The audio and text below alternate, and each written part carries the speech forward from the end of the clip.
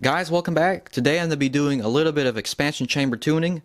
So I'm not going to go too much in depth. I'll just be addressing the stinger part of the expansion chamber. So I figured this would be a good little informative video to upload. But we're going to be tuning our pipes today, so stay tuned, guys. So here's the diffuser cone, and this is the stinger. What we're going to be doing in this video is decreasing the diameter of this stinger pipe. Now some people may ask, why would you want to reduce your stinger size or the exit of the pipe? Expansion chambers operate on scavenging and waves of sound, so manipulating how the waves of sound travel can lead to more scavenging and more power. So decreasing the size of this will not only make your exhaust quieter, it will also give your motor a little bit more power. So this is what we'll mainly be touching in this video, so stay tuned, guys. There is a golden rule. You do not want to decrease this more than 0.58 of the header area. So yeah, we're going to go ahead and measure that and calculate the areas. I know this is kind of confusing, but it'll make a lot more sense in a few minutes. So the general rule of reducing the stinger size is generally you do not want to go below 0.58 of the header inlet pipe. And that is according to Jennings' rule. Now you could go look that up and get some more detailed information. I'm not going to be covering it too much, but you see some guys, they go under 58, they may go 50. My recommendation would be to reduce this anywhere between 0.55 and 0.75 of the area of the header, So I'll just be using the measurements from my flange, and if we zero our calipers,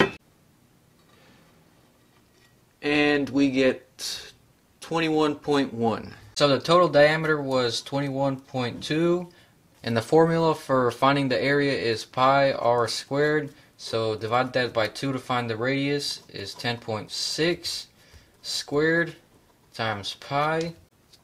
So that gives us 352.81.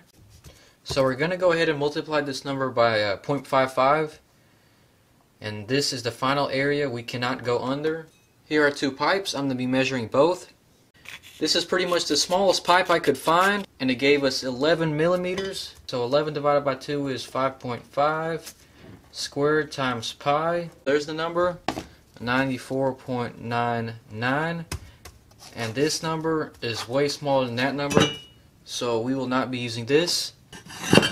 But here's our second pipe, which is a few millimeters bigger. So it's pretty much close to 17 millimeters. So 17 millimeters divided by 2 gives us 8.5 squared times 3.14. And that number corresponds to this pipe. We can see it is a few percentages bigger than this number, so we're going to go ahead and use this pipe. It'll be pretty safe. So I'm going to go ahead and shrink my stinger and weld this pipe on the inside, and we'll see how it goes. So I went ahead and cut some little slits in there, and that's so we can kind of squeeze this pipe on the other pipe, and yeah, we'll see how it works. So before we weld, I'm going to wash all the metal shavings inside and let it dry, and then we can weld.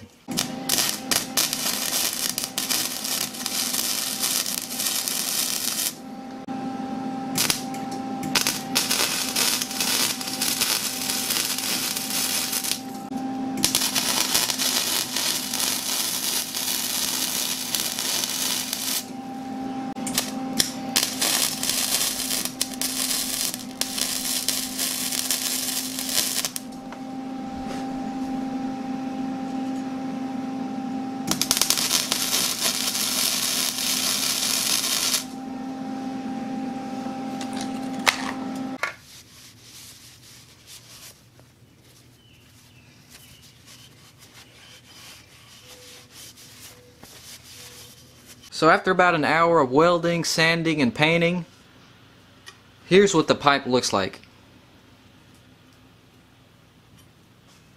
Guys, I am really impressed with how this thing turned out.